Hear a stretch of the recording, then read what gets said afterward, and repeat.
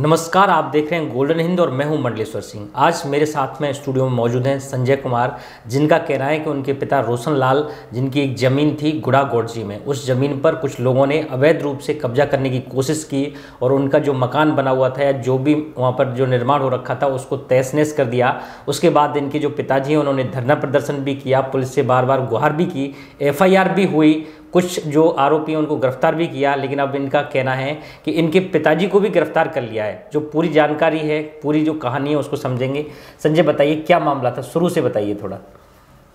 देखिए 3 तारीख को मेरे पापा को, यानी जो मुजरिम है ना, उन्होंने आगे धमकी वगैरह दी। 3 मार्च को 3 मार्च 2025 को उन्होंने धमकी वगैरह दी, जिसके लिए मेरे जो पापा हैं उन्होंने 3 तारीख को SHO के पास रिपोर्ट की।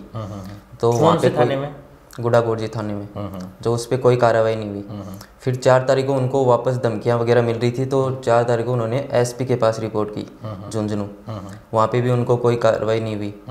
5 तारीख को हमारे घर पे, यानी जो बाड़ा है वहाँ पे तोड़फोड़ हुई, हमारे जो गाड़ियाँ वगैरह है सब कुछ तोड़फोड़ हुई।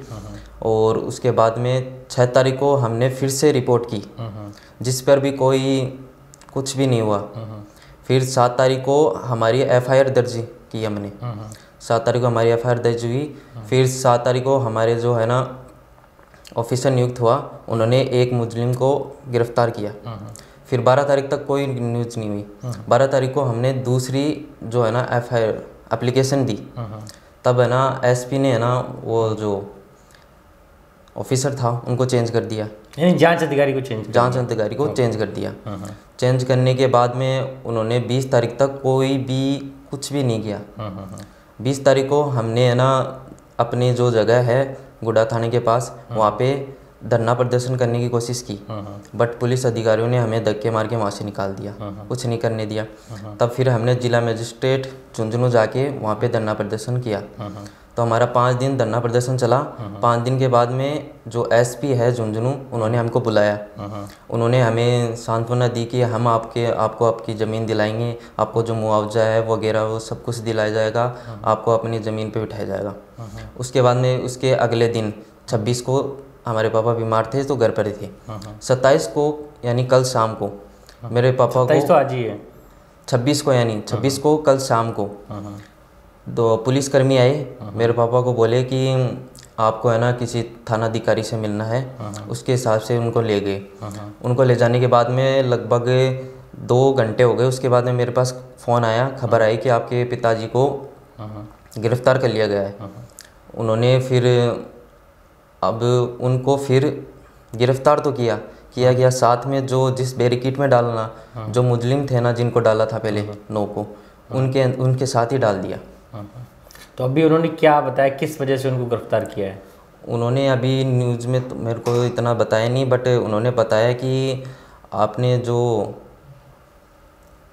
मुजरिम है उन्होंने एक FIR करवाई थी, उसके बिहाफ पे किया है।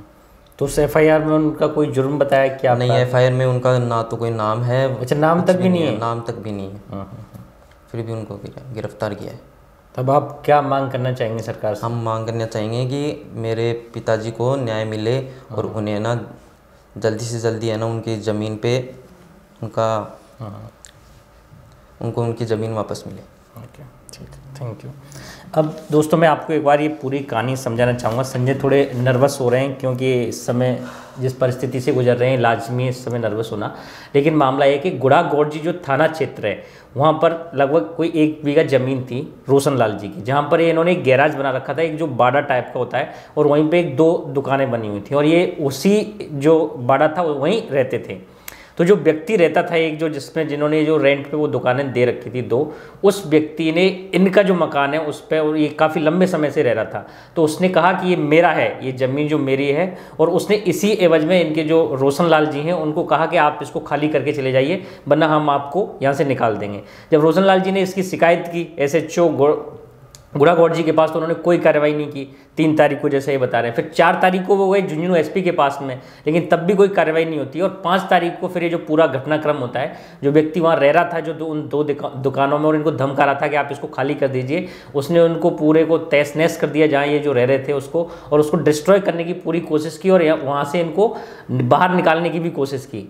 तब जाकर के इन्होंने फिर वापस से दोबारा रिपोर्ट करने की कोशिश की, लेकिन उसके बावजूद भी रिपोर्ट नहीं होती है।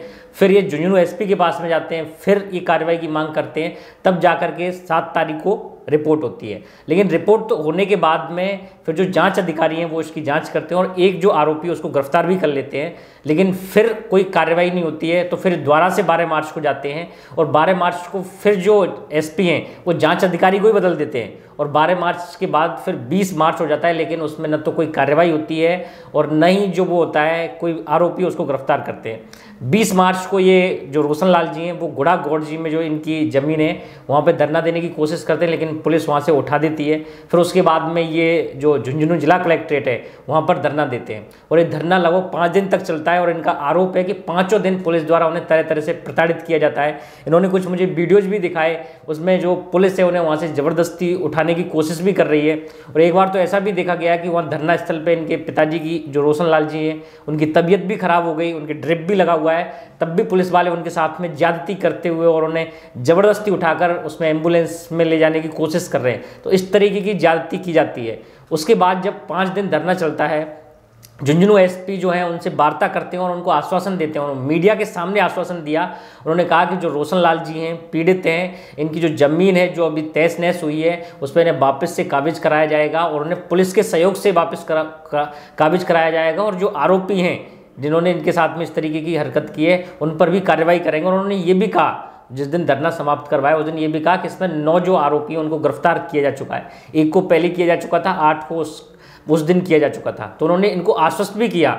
लेकिन इसमें देखिए आप दिलचस्प कहानी ट्विस्ट जब आता है कि जब ये सब वार्ता हो जाती है, धरना समाप्त भी हो जाता है और जो रोशन लाल जी हैं वो अपने घर भी आ जाते हैं। और एक दिन जैसा कि उनकी तबीयत खराब रही थी, 5 दिन वो धरना दिया था, लेकिन जैसे ही घर आने के बाद में 26 मार्च कल शाम जो है, तो इनके पिताजी हैं संजय कुमार के पिताजी रोशन लाल जी, उनको पुलिस गिरफ्तार कर लेती है। और कोई जो कारण है वो कोई कारण भी वैलिड नहीं बताते हैं।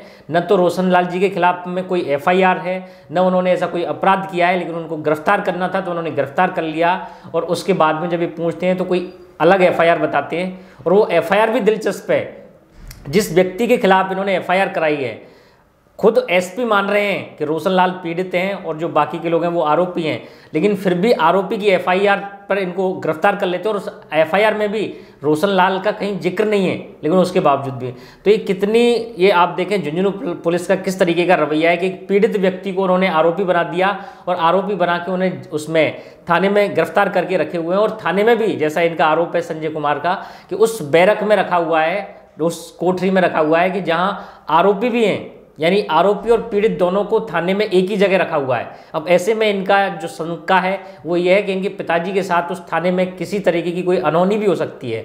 तो इस तरीके से मैं चाहूँगा राजस्थान पुलिस और मुख्यमंत्री जी इस मामले में संज्ञान लें और एक पीड़ित व्यक्ति जिसे आरोपी बनाने की कोशिश कर रही है झुंझुनू पुलिस, उसे न्याय मिले।